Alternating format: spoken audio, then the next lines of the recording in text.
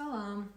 Heç olubmu ki, naməmnunluq hissi sənə dərhal narahatçılıq verir və ya da kimsə sənə deyəndə ki, bilmirəm, cavab gecikəndə, mesaja cavab gecikəndə, cavabları ala bilməyəndə sən sıxılma hissi, ürəyin sıxılıb, narahat olmusan, bu sənə sakitləşmək əvəzinə qorxudur, bir şeylər bəlli olmayanda. Niyə bəzi insanlar naməlumluğu macəra kimi qəbul edir, bəziləri isə dərhal bunu təhlükə kimi hiss edir və qorunma mexanizminə keçir. Heç olubmu ki, sadəcə bir mesajın gecikməsi bütün əhvalını dəyişdirsin? Ya da biri sonra danışarıq deyəndə beynin dərhal ən pis senarilər qurmağa başlasın? Bir özündən soruş.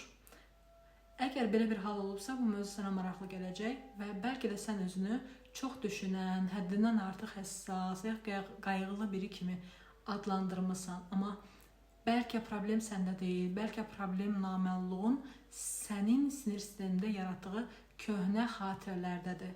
Bu haqda danışaq. Və bugün danışacağımız mövzu məhz budur ki, qayğılı olmaq, negativ, naməlumluq və bunun uşaqlıqdan formalaşan emosional yaddaşla əlaqəsi necədir və niyə bu bəzi kəslərdə bu cür formalaşır, bəzi kəslərdə digər cür formalaşır. Naməlumluq niyə hamıda eyni təsiri yaratmır? Psixologiyada naməlumluq sadəcə məlumatın olmaması deyil. Bu həmçinin də naməlumluq beynin təhlükə ilə qarşılaşdıqda yaratdığı bir reaksiyadır.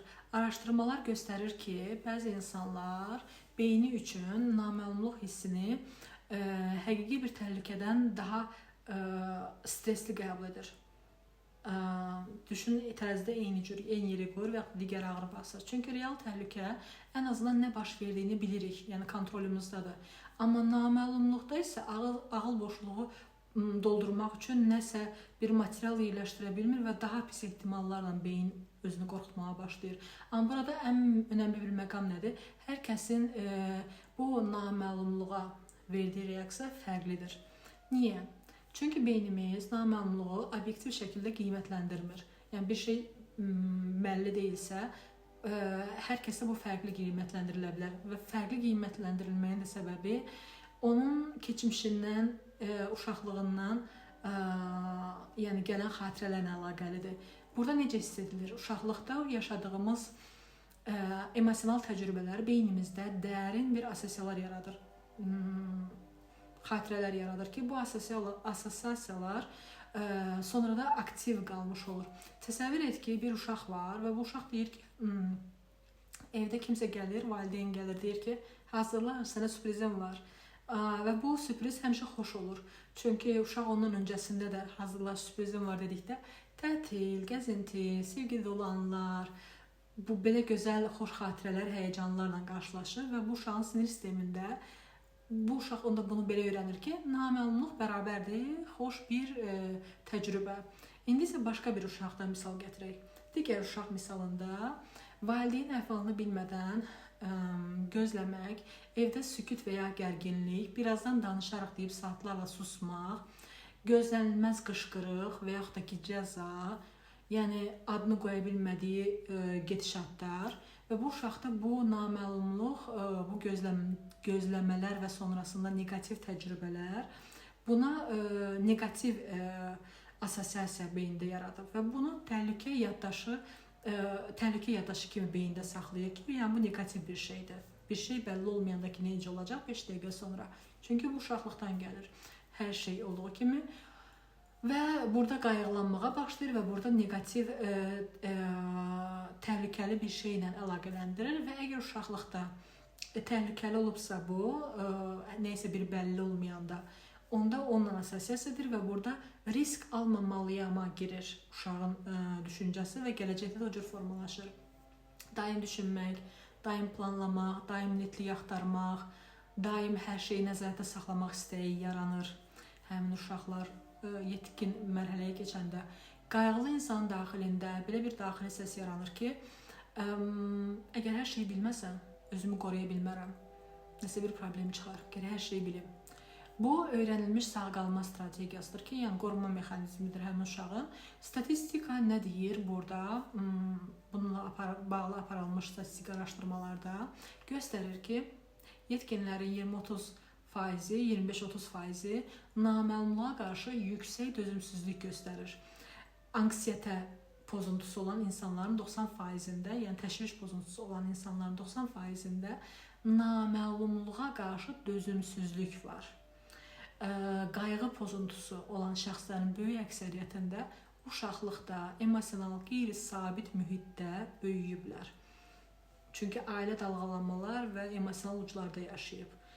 Və daha maraqlı fakt, uşaqlıqda xoş emosional sürprizlərin azlığı, yetkinlikdə naməlumluğu təhlükə kimi qavrama ilə birbaşa əlaqələndirib. Çünki sürprizlər həmişə bir çox hallarda pis sonluqla bitib. Yəni bəzən problem travma deyil də, problem xoş təcrübənin olmamasıdır.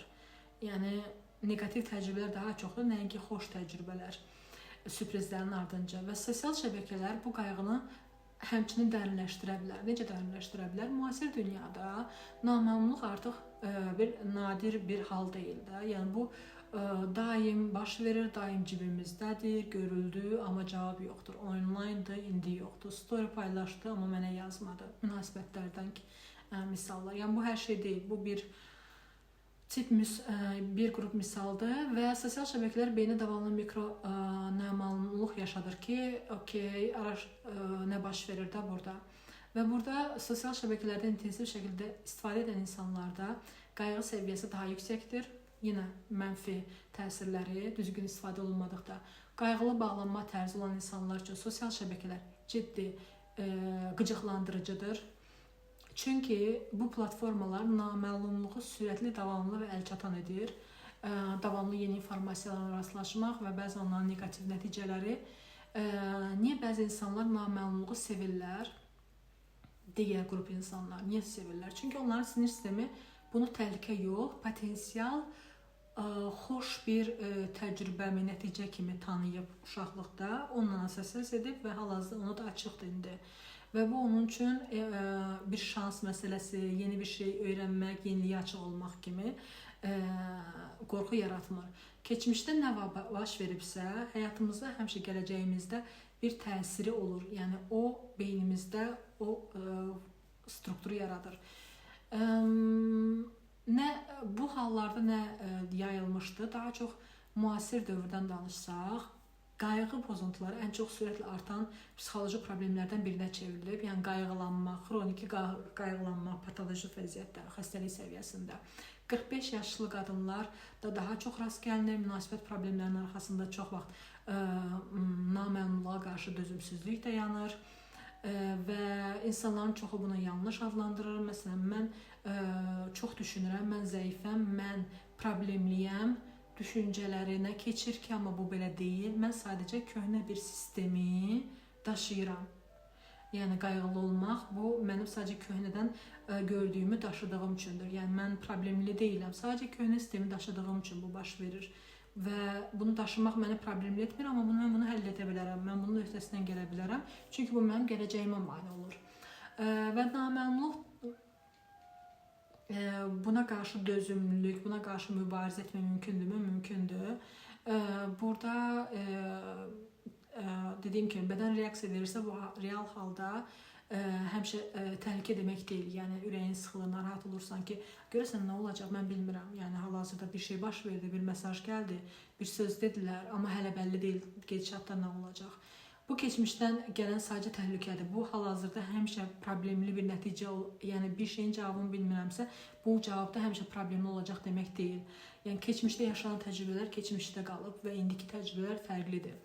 Beyin yeni təcrübələr yaranmağı öyrənməlidir. Özü üçün sürprizlər planlaşdırmağı, hər şeyi əvvəlcədən bilməməyə icazə verməyi, yeniliklərə açıq olmaq, risk almaqlara açıq olmaq, bu kimi mexanizmlərlə özünü sakitləşdirə və rahatlaşdıra bilər və özünü yavaş-yavaş dəyişə bilər. Daxili uşağa yeni xatirələr yaza bilər. Və çünki bizim beynimiz uşaqlıqda bəzi şeylər öyrənir, okey. Amma o yaş tanımır. Yəni o dəyişə bilər, yeniliklər öyrənə bilər. Sadəcə onu icazə vermək lazımdır. Özünü sevindirə bilərsən yeniliklərlə və yaxud da ki, nəysə bir şey bilməyib sonra müsbət nəticə yaşamağa özünü hazır hiss edə bilərsən və açıq ola bilərsən buna. Qayğılanmaqdan, o patoloji qayğılanmaqdan qurtulmaq üçün müəyyən praktik yollar var. Onlarla işləyə bilərsən və ya terapiya vasitəsilə işləyə bilərsən. Biz burada sadəcə problemin varlığından danışırıq və anlamaqdan, fərqindəlikdən ki, nə, niyə, nə üçün olur. Və hər boşluğu doldurmamağa çalışmağa öyrənə bilərik ki, yəni hər şey məcbur deyil bu həyatda cavab olsun. Bəzən axışa buraxmaq da gözəldir. Yəni axışına buraxıb axışda yaşamaq ki, okey, görün mənə nə gətirəcək. Hər yenilik təhlükə demək deyil, problem demək deyil. Yəni yeniliklərə açıq ola bilmək. Və bu bizi onda ana qaytarır, indiki ana qaytarır. Gələcək qayğısından çıxırıq, indiki ana qayıdırıq və indiki anda yaşamağı öyrənirik və özümüzü danlamağı dayandırırıq. Qayğı sənin düşmənin əslində deyil, o vaxtı ilə səni qoruyub. Yəni bizim keçmişdən ibtidai düşüncədən gələn ki, yəni biz həyatda qalmaq üçün öyrədilib. Amma indi hal-hazırda bu daha bir fərqli formata keçib. Dediyim kimi, internet, sosial şəbəkələr və s. bunu daha da ağırlaşdırıb keçmiş təcrübələrdən əlavə olaraq. Və dediyim kimi, bu sənin zəifliyin deyil və sən sağ qalmaq üçün bunu öyrənmirsən. Bu sənin həyatda qalma, qoruma mexanizminə çevrilib. Amma indi artıq sən nəsən, yetkinsən, beyninə yeni bir mesaj verə bilərsən ki, bilmirəm cavabını, okey, yəni bu təhlükə deyil, yəni bu yaxşı bir şey də ola bilər və buna açıq olmaq. Belə, bununla bağlı daha geniş, daha fərqli çıxış yollarını da danışa bilərik gələcəkdə. Maraqlı gəlsə bildirin. Hələlik.